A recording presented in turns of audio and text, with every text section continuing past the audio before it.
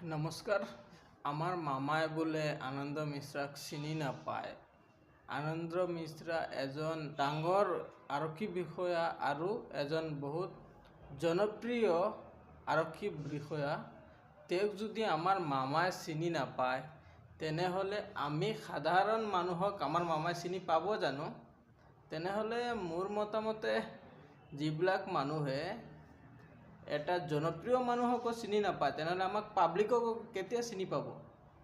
তেনেহ'লে এনেকুৱা মানুহক মই ভাবোঁ যে আগন্তুক দিনত ছাপোৰ্ট কৰাটো নকৰাই ভাল হ'ব নেকি?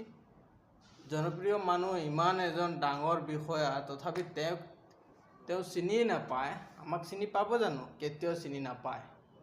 আপোনালোকে এবাৰ ভাবি চাবচোন। আৰু আপোনালোকৰ মতামত কি আছে কমেণ্ট বক্সত জনাবচোন।